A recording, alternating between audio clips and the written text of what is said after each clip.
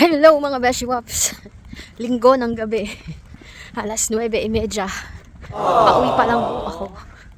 So kaninang umaga nagtrabaho ako sa Airbnb. Tas ngayong gabi may babysit ako. 3.5 hours din. So ganito ang buhay OFW. Walang inapiring oras ang trabaho. Usually hindi man ako nag-work ng linggo.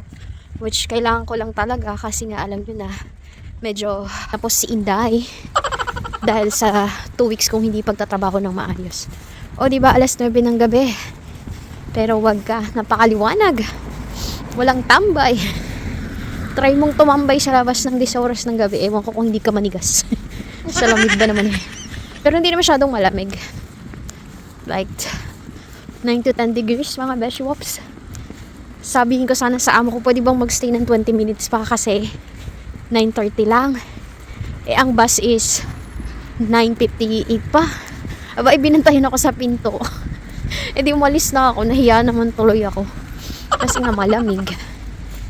Hindi naman nakakatakot dito mga beshi wops. As in, safe naman ho dito. 8 minutes walk lang naman yung bus halte dun sa bahay ng amo ko.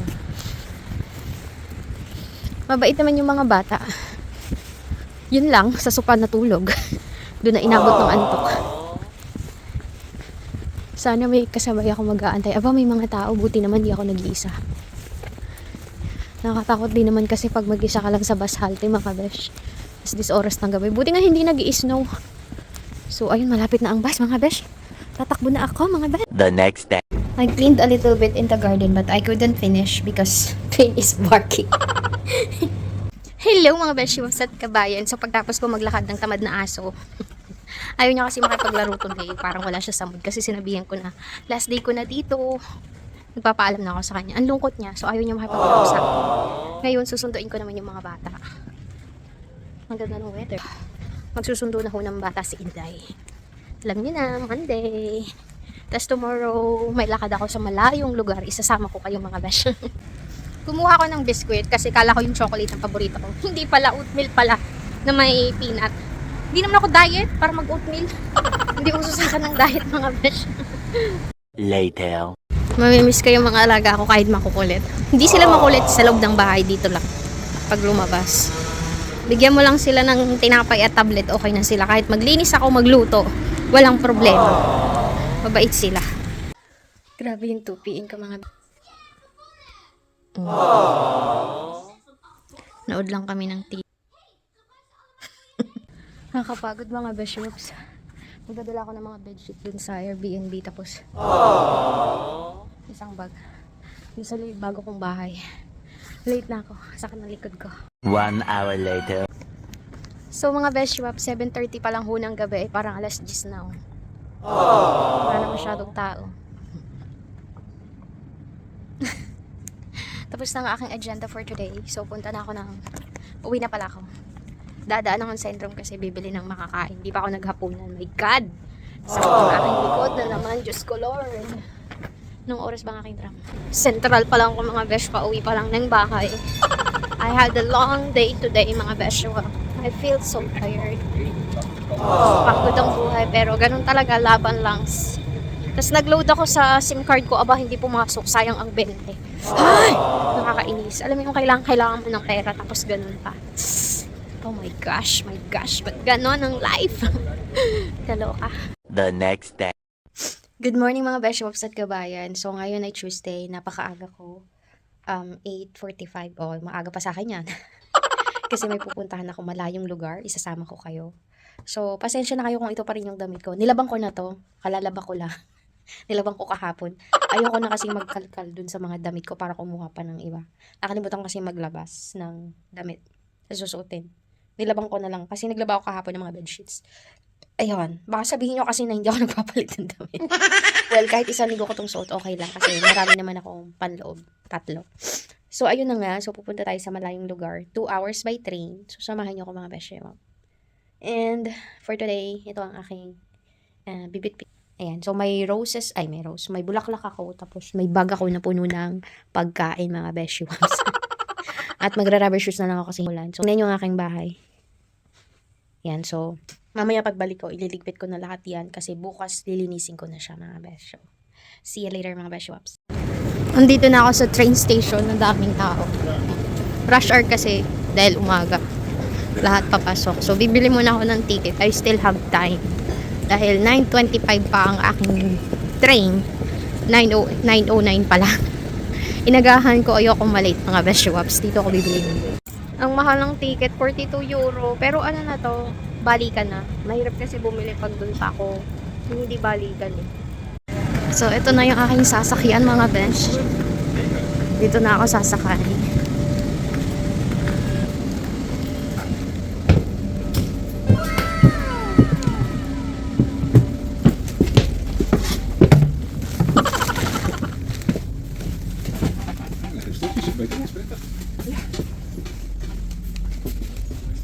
So, ayan mga beshwap, nakasakay na ako ng train and medyo mabagal pa siya. Pero pag nasa pinakang highway na siya, highway ang train, mabilis na siya mga beshwap. And it takes 2.5 hour or more para makarating dun sa pupuntahan ko. And dito sa video na to, makikita ninyo gaano ka-flat ang Netherlands. Wala kayong maaaninag na bundok mga beshwap. Highway na mataas yun meron, pero bundok wala. Ganyan siya ka-flat, ganyan siya kalinis mga beshwap. Mas maganda siyang tingnan kapag spring and summer kasi yung mga halaman, yung mga damo, yung mga puno is makikita nyong very healthy. Kaya nga napakalinis dito ng hangin at langit. And also yung tubig napakalinis mga beshwap. So ayan, very organized din ang mga bahay dito mga besh. Wala kang makikitang katulad sa atin. And grabe. Alam mo yun, 5 hours mga beshwap ang aking biyahe. Papunta at pabalik o 5 hours. Nandito na ako sa first stop ko.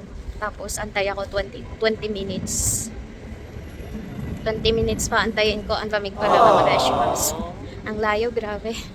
Naka 1 hour na ako ng biyahe mga besh. Ganto pala. Lamig. This kind of train mga beshwap is intercity or within Netherlands lang. Yung sa kabila, international, papunta siya ng Berlin, Germany.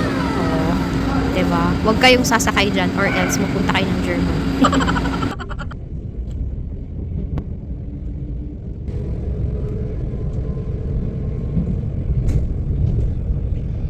Yun, so another train na naman ako, nag-transfer ako and 3 stop lang naman mga beshwa. Pero malayo pa rin, it takes mga 15 to 20 minutes mga beshwa. So grabe, probinsya yung napuntahan ko. Pero okay lang kasi parang yung village dito sa may sa amin sa Dahig, parang Wassenaar siya kasi ang lalaki ng bahay, tapos ano siya, single detached talaga siya mga beshwa. Tapos ano siya, yung parang mayayaman din yung nakatira. Dito na ang cash, grabe. Layo ng pinanggalingan ko. 2.5 hours mga beshwaps. Ayun mga besh, nalate ang aking sundo. Ayan na pala siya. So after ko ma-meet yung yung magiging amo ko for a while is ayan, pinasyal ako nung nagsundo sa akin. Ang ganda ng mga bahay and ayun na mga besh, puro biyahe ako today, 5 hours sa train mga beshwap. And pagdating ko sa city, nagtrabaho pa ako mga besh. So ayun mga beshwap, pabalik na ako. So parang 30 minutes lang ako nagstay doon. Parang kwento-kwentuhan lang. Tapos ayun, sa Sunday afternoon, pupunta na ako doon. So hanggang March 15 ako. Lalayo muna ako sa toxic na mundo. Char. Lalayo muna ako sa city. So, sa probinsya muna ako titira for 6 weeks. Magbabakasyon ako. May bakasyon na may bayad. Alam niyo yung pag nagdasal kayo kay Lord, ibibigay niya sa tamang oras at panahon. Kasi kailangan ko magpahinga for couple of weeks dahil nga sa likod ko. So, hindi ko talaga hiniling yon. Pero kusang dumating. Sabi ko lang, Lord, gusto ko magpahinga pero may bayad. So, this is it, pansit, answered prayer. Tapos naman yung lipstick ko.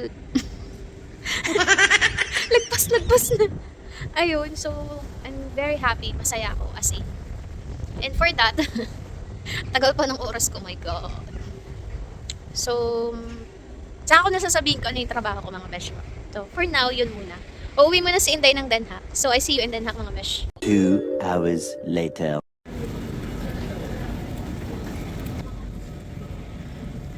Kabalik na ako ng city, mga besh. Grabe. Round trip. Good. 4 hours sa biyahe. 5 hours actually. The next day. Good morning mga Beshwap! So today is the last day dito sa aking apartment. Nilipat na ako ng mas maliit. Ayan. So di na natapos-tapos ang aking pagliligpit mga Beshwaps. Pero today, kailangan ko na tong i-empty and linisin or else hindi ibabalik yung deposit ko. Sayang din naman yun. Matinding pangangailangan mga besh. Magbabakasyon ako. Ayun. So, kailangan na mag-umpisa mga besh. Di ko alam saan mag-umpisa. So, inuuna ko na ang kusina, unti-unti. Pati yun, lilinisan ko pati baba. Mahirap. Okay, pero okay lang. Ganun talaga ang life. Kinakaya ko naman kahit mag-isa. Char! May hugot. Pero minsan nakakabaliw pa nung uumpisa ng mga bagay-bagay. So, yung taas naman ang lilinisan ko mga Beshwaps. Madami pa pala. Kailangan linisin ang mga sulok-sulok. O, diba? Parang bago ulit. Nalinis ko na yan. So, ito naman. Madumi eh. Pagod. O, diba? Mukha ng bago mga Beshwaps. May buhok pa. Malinis na rin yan. Pero, ito hindi pa pala. My God. Konting kembot na lang mga Besh. Puro ako impake. Diyos ko, Lord. Tapos sa Sabado, impake na naman. Aayusin ko yung mga gamit ko sa bagong bahay. Tapos impake na naman. Ito, sayang, solid na kahoy, iuwi ko sa Pilipinas. Tatanggalin ko siya, disassemble. Kahapon, ang inassemble ko is yung solid din na cabinet doon sa kabilang bahay. So, ito naman, try ko kung kaya kong tanggalin. Ang galing mga besh, ganun lang pala yun, oh. Pag natanggal mo na yung mga tornilyo, gaganunin mo lang. Dito lahat ng bagay natutunan ko, alam niyo ba gayon? Sabi ko pa naman, hihiram na lang ako sa amo ko. Ganyan. Oh, di ba? Ang galing. Grabe, solid na solid yung kahoy. Ganda. Pack up na talaga, guys. Guys talaga. Ayun, so, yung kama ko parang hindi ginamit kasi malinis pa rin. Yung iba kasi may mga stain, siya wala. Diba? Ganyan ako kalinis mag-ano ng kama. Ayaw kasi may stain, so, may nakakover pa dyan. And then, I just realized na wala talagang permanente dito sa abroad. Lahat tayo ay kahit gaano kaganda yung sitwasyon natin sa abroad is uuwi at uuwi tayo sa bansang sinilangan natin. So, there's a lot of reasons. Which I already told you naman bakit ako aalis dito and bakit ako uuwi na ng Pilipinas. Mahirap mag-impake, mahirap mag-unpack, mahirap lahat. Pero ganun talaga ang buhay kasi hindi mo marirealize yung isang bagay kapag hindi mo naranasan or hindi mo malalaman yung meaning ng isang bagay sa buhay mo kung hindi mawawala sa'yo. So, marami akong natutunan for the past 2 years na mag-isa lang ako. Na marami akong kayang gawin na kaya kong mag-isa na hindi ko kailangan ng someone to look after me or someone to be my side or to be in my side para maging happy ako. Marami akong natutunan. Ngayon nga, mas pinipili ko ng mag-isa kasi parang I can handle myself. Oo, marami akong pinagdaan ng anxiety and depression pero na-overcome ko lahat yun. So, salamat dun sa taong laging natatawagan ko tuwing iiyak ako ng madaling araw. All of a sudden, bigla akong umiiyak like 2 or 3 a.m. And then, natutuwa ako na lagi siyang nandyan para makausap. Pero, syempre, lahat ng tao nagbabago. Ganun talaga. So, life must go on mga besh. So, this is it. Hindi pa ako tapos actually maglilinis pa. Nagligpit lang ako, tapos darating si Ining, darating yung isa kong kaibigan para tulungan ako. Yung mga hahakutin pa doon sa kabilang bahay, dadalhin na namin. And yung iba, mamaya na kasi susunduin ako ng isa kong kaibigan. So, ayun mga Beshwap. Sana lagi nyo akong supportahan at maraming salamat. And siguro, I will update you pag nakalipat na ako dun sa bago kong pupuntahan. So, mga 2 or 3 days ako hindi makakapag-vlog pagka tinaman ako kasi ang dami kong gagawin, ang dami kong aasikasuhin mga Beshwap kasi I still have work tomorrow and Friday and then Saturday mag-i-empake na naman ako para pumunta dun sa pupuntahan ko and I hope mag-enjoy kayo kasama ako mga Besh. So, bye for now mga Beshwap. 2,000 years later. So, empty na.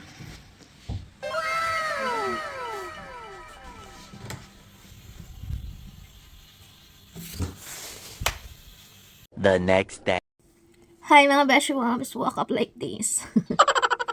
Alas 3 na ho ng hapon. Napagod ako. Well, actually, 8 a.m. Gising na ako. Tapos mga 9, nag-breakfast. 10, nag-asikaso dito. Inayos ko na lahat ng aking mga kagamitan hanggang 12. Mag-1. Pagod ako, nagpahinga. Ito, mag-aalas 4 na ako. Bumangon. Siyempre ba naman, biruin nyo, since last Saturday pa ako nagalinis, nagaligpit, nag-aimpake. Tapos, I just realized na, napakarami ko palang damit. My God, ang dami kong iuukay pag uwi. My goodness. Shucks talaga ako. Papakita ko sa inyo, ha? Wait lang. So, ayan, isang plastic na malaki na ziplock or yung vacuum bag. Tapos, pangalawa, pangatlo, pang-apat, yung nasa baba. May maleta pa ako. Puno na yan kasi yan yung dadaling ko sa Sunday. Tapos dito, puno na yung yung sabitan ng mga jacket. My goodness talaga mga besh. Ayan oh. Tapos dito, pababa, puno na lahat yan. Pantalon, shorts, mga t-shirt, ganun. Sando. Tapos ito hindi pa masyado. Tapos ito mga pantalon. Oh my God. Tapos may dalawa pa akong naiwan doon. Actually, isang vacuum bag na lang yan na medyo maliit na panty at bra, swimwear nandun. Tsaka alam ko may isa pa ako dong puro damit din. Babalikan ko ngayon. Tsaka bibalik ko yung susi ng dati kong apartment. Pagod ma. Tsaka bibili na rin ako ng grocery para, dadaling ko sa Sunday. Magdadala ako ng bigas. So, eto, ganito na lang kaliit yung aking room, which is okay lang. Dun sa dating malaki talaga yun. May sariling CR, alam niyo na, may kusina, may sala, ganun, kaunti. Parang studio type siya, pero malaki talaga. Tapos ito, room lang ngayon. Pero sa akin kasi mahalaga, may matulugan ako at may sarili akong space or may room. Okay na sa akin yun. Tsaka alam niyo naman, nagtitipid lang ako. So, yun lang, natawa lang ako na dati, parang problema ko, wala akong damit or kailangan kong manghiram. Paano trending ngayon sa Facebook and TikTok, paano mo na-realize na mahirap ka nung bata ka pa? Ako, na-realize ko na, parang isa or dalawa lang yung uniform ko sa school. Tapos, pag kailangan ko ng pantalon, nangihiram ako sa pinsan ko or kakilala ko. Pero parang twice lang ako nanghiram kasi sabi ng nanay ko, kung anong meron ka, pagpasalamatan mo at yun ang pagtiisan mo. So ngayon, even sa shoes din, parang isa lang ang shoes ko hanggat hindi nasisira, hindi natatanggal yung swelas, hindi ako binibilan ng inay. Pero ngayon mga besh, wala akong mapaglagyan. Tingnan nyo. Ito na yung iba kong shoes. Ayan, tas ayan pa. Yung iba, wala, tinanggal ko na, ipapabox ko na siya. So, ayan mga besh. So, ayun. So, marirealize mo talaga na, wow, marami ka palang biyaya. Pero alam ko, balang araw, hindi ko madadala sa langit lahat ng material things. Pero I'm still thankful na nakamit ko ito. Even the bags, mga besh. Diba? Dati kailangan ko pa manghiram ng bag, mga ganun. So, ayan. Ito yung Louis Vuitton ko na bag. Katago. My God, nakakatuwa lang na kahit ganun lang pala yung buhay ko, ang dami ko din palang achievement. Hindi siya super luxurious or hindi siya super branded. At least I have. May masusuot ako kahit paano. And then I realized na dapat hindi na ako bumili ng summer dresses kasi marami pa naman ako dyan and since uuwi na ako. Kasi, ayun mga besh, abangan nyo pag uwi ko ng Pilipinas, iuukay ko yung mga damit ko. Ang dami talaga, promise. Or, alam nyo na maawain ako, baka ipamigay ko na lang. Punta muna ako sa bahay ko dati mga besh. See you later! The next day. Good morning mga besh, yung sa kabayan. So nakapagpa-check up na ako mga besh. Finally, my God! So, yung binigyan ako ng painkiller. Tapos, yung inom niya morning and evening. Pag hindi siya naging okay, ayun, may schedule ako for x-ray or CT scan. Tatawag ako sa hospital for appointment. Hirap pero kakayanin mga besh. Alam ko naman kasama ko kayo. So, dito ko sa may palengke. Ayan. Bandaron lang yung butika. Kukuhain ko na lang yung gamot. Libre to mga besh. Pati yung CT scan ko and everything libre yun. Alam mo yun, kung kailan uuwi na ako ng Pilipinas, saka pa ako may ganitong issue. Diyos ko, 4 years ako dito, wala akong ganitong issue, tapos ngayon may ganito. Ang palaya mga besh. Kasing pait niya. Makabili nga mamaya. Ay, wala pala akong pambili. Wala akong cash mga besh. So, bandaron lang yung ospital, yung kuhaan ng gamot. Libre yun. Maganda kasi ako. Charot. Hindi, libre talaga yun. Tapos nakakatuwa yung doctor, bata pa siya. Tapos, tinatanong niya kung tinitreat ba ako ng maayos ng mga amo ko. Kasi bakit ganun yung injury ko. Sabi ko, kasalanan ko, nalaglag ako sa step 3 beses. Tapos sabi niya, ba't ngayon ka lang pumunta? Ngayon lang masakit eh. Tawa sa akin yung doktor eh. Bata pa siya siguro, matanda pa nga ako dun, Diyos ko Lord. Mukhang mga 30s lang din siya. Ganun. So, papasyal ko muna kayo mga beshi waps. Medyo malayo-layo rin ha. Hello mga beshi pa. Oh, pa. Sayang talaga. Basura pa more. Kahit nagpa-doktor na, basura pa rin yung isip ni Inday. My God. Tawa pa more putek. Gamot. 24 euro or 1,000 plus. Tapos, kaka-vlog ko kanina, lumagpas na pala ako. Ang layo na nilagpasan ko mga besh. Vlog pa more talaga. Ayun, pero at least, may gamot na ako, proper gamot na ako. Pero, main ingredients niya, paracetamol ng putik. Tapos, ayun, tawag ako mamaya pagdating sa work ko para sa schedule ko ng x-ray or CT scan. Ay, live. 2 hours later. Dahil sa sobrang busy ko today mga beshwap, nakalimutan ko ng mag-vlog. So, nandito ako ngayon sa Airbnb. May kasama ako, ayaw magpakita. So, hindi ko ipapakita. Ayun, so today 3 po yung trabaho namin. Madali lang kasi may kasama ko. And then, aalis ako ng 3:30 para magpa-x-ray. So, at least today na rin stay ko mga beshwap. So, I hope hindi siya malala. Let's pray for that. Mga besh, nandito na ako sa hospital. Waiting na ako for the result. Mabilis lang dito kasi. Sobrang late ako, tapos ang daming tinatanong sa akin sa reception. Pero, at least nakapasok ako. Saglit lang.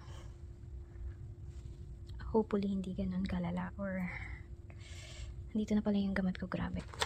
Ito pala yung gamot ko. Tramadol, paracetamol. Pero, morphine daw to. Kailangan 1 tablet lang ako a day. Kasi hindi ako pwedeng mataas ng yung niya, volume. Hello mga beshos, Mayo Marimar, nahingkay na ako dahil pagtakbo ko kanina pumutok na naman. So, thank God talaga, ang bilis. Sabi sa x-ray, normal pa naman daw lahat. Kaso, muscle pain. Tapos, kailangan talaga ipahinga. Tapos yun, proper posture. Yan. Sobrang pagod na. Pagod na yung katawang lupa ni Inday. Kaya kailangan magpahinga. But, thankful ako kay God. At least, walang problema. Kailangan ko lang talaga ipahinga to ng matagal-tagal. Hi, life! Thank you, Lord. So, babalik pa ako sa work ng besh. The next day. So, ayun mga beshwap, ito ay kahapon ng hapon, which is Saturday. Magbe-babysit naman ako sa isang malayong lugar, charot. Sa lugar ng mayayaman, 6 p.m. to 10 p.m. mga beshwap. Napakaganda. Lalo na pagka summer, spring, makikita nyo, napakaganda ng Netherlands mga beshwap. So, napaka-peaceful, tapos sobrang daming puno, and sobrang linis mga beshwap. Pag summer, papakita ko sa inyo yan mga besh. Later. So, ginagabi na naman po ang inyong Inday at Sabado. Kailangan ko tumakbo kasi yung bus ay 10:07 at saka 10:18. 9 minutes walk mga besh.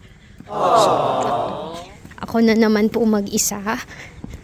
Ipapaliwanag ko nga po pala bakit ako masaya dahil kahit nagpa-check up ako sa doktor kasi ang hirap kumuha ng appointment dito sa doktor mga beshwap. As in, buti na lang talaga nakakuha ako. Tapos, para nawala na ba yung yung pag-iisip ko, yung stress ko kung ano yung nangyayari sa likod ko, ganun. Kaya masaya ako, and masaya ako na hindi naman ganun kalala. As in, kailangan lang talaga ng pahinga dahil sa sobrang pagod. And for that, kailangan ko munang tumakbo mga besh. So, ayun mga besh. Tamang-tama. Ilang minuto pa, my God. Parang 11 minutes. Tagal pa.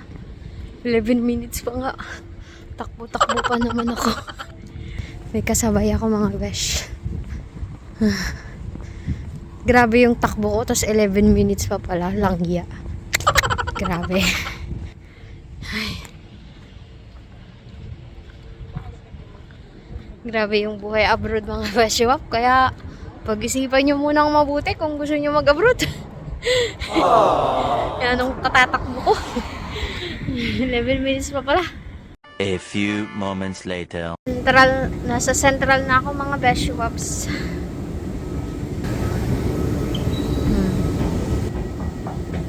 Buhay abroad, tulog na ang karamihan. Ikaw, nagtatrabaho pa, pauwi pa lang. Gutom pa. Wala pa akong hapunan mga besh. Alas 10 na ng gabi. My goodness.